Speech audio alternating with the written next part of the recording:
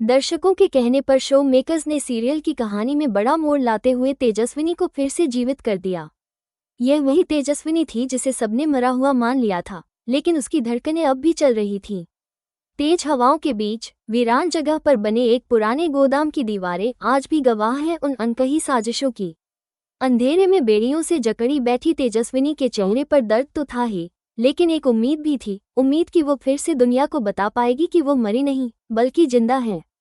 तेजस्विनी ने कई बार भागने की कोशिश की थी, कभी दरवाजे की चौखट तोड़ने की तो कभी पहरेदारों को चकमा देने की, बट हर बार उसे नाकाम कर दिया गया। श्रीचंद, जिसे समाज एक सम्मानित बिजनेसमैन मानता था, असल में एक दरिंदा निकला। उसका असली चेहरा धीरे धीरे सबके सामने आने वाला था। उसने न केवल रजत और तेजस्विनी की हत्या की साजिश रची बल्कि उसका असली धंधा था बॉडी पार्ट्स की स्मगलिंग। वो लोगों को किडनैप करवाता, उनकी पहचान मिटवा देता और उनके अंग बेच देता था। रजत जब इस धंधे की तह तक पहुंचा तो उसने श्रीचंद से दूरी बना ली और सबूत जुटाने लगा। लेकिन इससे पहले कि वो सच्चाई उजागर करता, वो और तेजस्विनी गायब हो गए। सबने मान लिया था कि तेजस्विनी मर चुकी है, लेकिन किसे पता था कि वो अब भी जिंदा है और हर दिन एक नई जंग लड़ रही है। जब श्रीचंद को भनक लगी कि उसके खिलाफ सबूत जुटाए जा रहे हैं, उसने तेजस्विनी को मारने का प्लान बना लिया। लेकिन किस्मत ने इस बार उसका साथ नहीं दिया। उस रात जब उसके पहरेदार नशे में चूर थे, तेजस्विनी ने एक मोबाइल चुराया और मदद के लिए कॉल कर दी। उसकी आवाज कांप रही थी, लेकिन ये चीख उसकी जिंदा होने का सबूत थी। नील और सभी उस कॉल के बाद सन्न रह गए। यह वही तेजस्विनी थी जिसकी तस्वीर पर उन्होंने फूल चढ़ाए थे। पुलिस और साइबर टीम की मदद से उसकी लोकेशन ट्रैक की गई।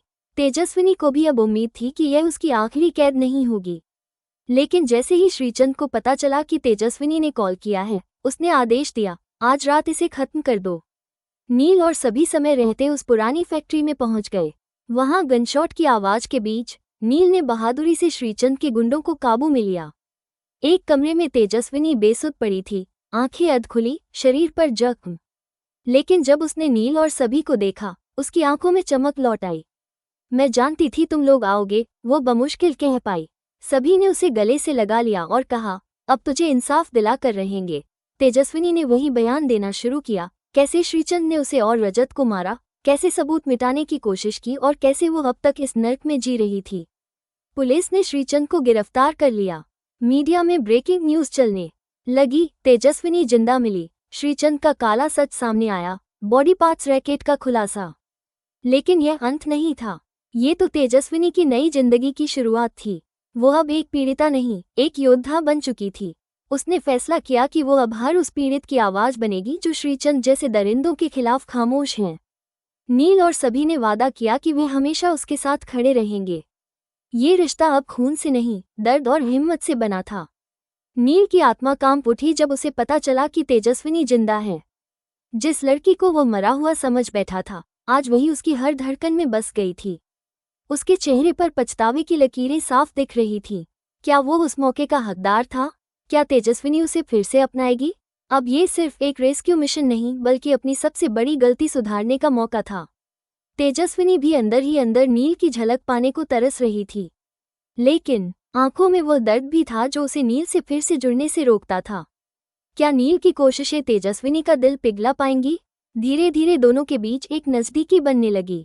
कुछ हफ्तों बाद नील ने एक खास दिन चुना और फूलों का गुलदस्ता लेकर तेजस्विनी से पूछा, क्या तुम मेरी जिंदगी का हिस्सा बनना चाहोगी? तेजस्विनी की आंखों में आंसू आ गए। वो मुस्कुराई और बोली, अब हमारा रिश्ता सिर्फ प्यार का नहीं, विश्वास का भी है। दोनों ने अपने रिश्ते को एक नई शुरुआत दी। लेकिन कहानी में तूफान अभी बाकी था। श्रीचंद की गिरफ्तारी के बाद उसके कुछ गुर्गे अब भी छिपे थे और तेजस्विनी से बदला लेना चाहते थे। लेकिन इस बार वह अकेली नहीं थी, उसके साथ थे नील, लीना और अब खुद वह, जो पहले से कहीं ज्यादा मजबूत बन चुकी थी। तेजस्विनी के जिंदा लौटने की खबर शहर में आग की तरह फैल गई। सबसे ज्यादा हैरानी और पछतावा था रीना को, नील की मां और तेजस्विनी की सास। वो कभी तेजस्विनी को अपने बेटे के लायक नहीं समझती थी, लेकिन आज उसी बहू ने अपनी जान जोखिम में डालकर रजत का सच उजागर किया और हत्यारे को सलाखों के पीछे पहुंचाया। अस्पताल में बेसुध तेजस्विनी को देख रीना की आंखों से आंसू रुक नहीं पाए। कांपते हाथों से उसने तेजस्विनी का माथा सहलाया और कहा, माफ कर देना बहू, मैं तुझे कभी समझ ही नहीं पाई। तू ही मेरी नील की असली हमसफर है। तेजस्विनी की आंखों से भी आंसू बह निकले। यह माफी उसके लिए मरहम बन गई थी। अब रीना हर कदम पर तेजस्विनी के साथ थी, जैसे एक सास नहीं, एक माँ। लेकिन शहर में एक और इंसान था जिसकी नींद उड़ गई थी। ऋतुराज, तेजस्विनी का कॉलेज का प्यार। टीवी पर उसकी खबर देखकर वो हिल गया। वो जानता था कि उसने उसे कभी सच्चा प्यार नहीं दिया। अब पछतावे में डूबा, वो उससे माफी मांगना चाहता था। एक एनजीओ इवेंट में दोनों की मुलाकात हुई। तेजस्विनी थोड़ी असहज हुई, लेकिन ऋतुराज ने कहा, मुझे तुमसे कुछ नहीं चाहिए तेजू, बस एक बार माफ कर दो। तेजस्विनी कुछ पल चुप रही और फिर बोली, आज मैं माफ कर रही हूँ, क्योंकि मैं अब उस तेजस्विनी से अलग हूँ।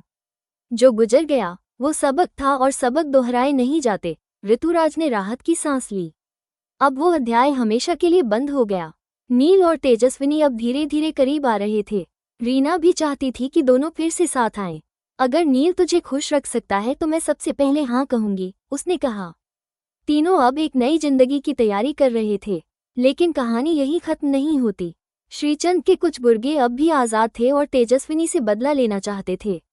लेकिन इस बार तेजस्विनी अकेली नहीं थी। अब उसके पास वो शक्ति थी जो दर्द से, प्यार से और सच्चाई से बनी थी। दर्शकों के कहने पर शो मेकर्स ने सीरियल की कहानी में बड़ा मोड़ लाते हुए तेजस्विनी को फिर से जीवित कर दिया। यह वही तेजस्विनी थी जिसे सबने मरा हुआ मान लिया था, लेकिन उसकी धड़कनें अब भी चल रही थीं। तेज हवाओं के बीच वीरान जगह पर बने एक पुराने गोदाम की दीवारें आज भी गवाह हैं उन अनकही साजिशों की। अंधेरे में बेड़ियों से जकड़ी बैठी तेजस्विनी के चेहरे पर दर्द तो था ही, लेकिन एक उम्मीद भी थी, उम्मीद कि वो फिर से दुनिया को बता पाएगी कि वो मरी नहीं, बल्कि जिंदा है। तेजस्विनी ने कई बार भागने की कोशिश की थी, कभी दरवाजे की चौखट तोड़ने की, तो कभी पहरेदारों को चकमा देने की, बट हर बार उसे नाकाम कर दिया गया। श्रीचंद, जिसे समाज एक सम्मानित बिजनेसमैन मानता था, असल में एक दरिंदा निकला। उसका असली चेहरा धीरे धीरे सबके सामने आने वाला था। उसने न केवल रजत और तेजस्विनी की हत्या की साजिश रची, बल्कि उसका असली धंधा था बॉडी पार्ट्स की स्मगलिंग। वो लोगों को किडनैप करवाता, उनकी पहचान मिटवा देता और उनके अंग बेच देता था। रजत जब इस धंधे की तह तक पहुंचा तो उसने श्रीचंद से दूरी बना ली और सबूत जुटाने लगा। लेकिन इससे पहले कि वो सच्चाई उजागर करता, वो और तेजस्विनी गायब हो गए। सबने मान लिया था कि तेजस्विनी मर चुकी है, लेकिन किसे पता था कि वो अब भी जिंदा है और हर दिन एक नई जंग लड़ रही है। जब श्रीचंद को भनक लगी कि उसके खिलाफ सबूत जुटाए जा रहे हैं, उसने तेजस्विनी को मारने का प्लान बना लिया। लेकिन किस्मत ने इस बार उसका साथ नहीं दिया। उस रात जब उसके पहरेदार नशे में चूर थे, तेजस्विनी ने एक मोबाइल चुराया और मदद के लिए कॉल कर दी। उसकी आवाज कांप रही थी, लेकिन ये चीख उसकी जिंदा होने का सबूत थी। नील और सभी उस कॉल के बाद सन्न रह गए। यह वही तेजस्विनी थी जिसकी तस्वीर पर उन्होंने फूल चढ़ाए थे। पुलिस और साइबर टीम की मदद से उसकी लोकेशन ट्रैक की गई। तेजस्विनी को भी अब उम्मीद थी कि यह उसकी आखिरी कैद नहीं होगी।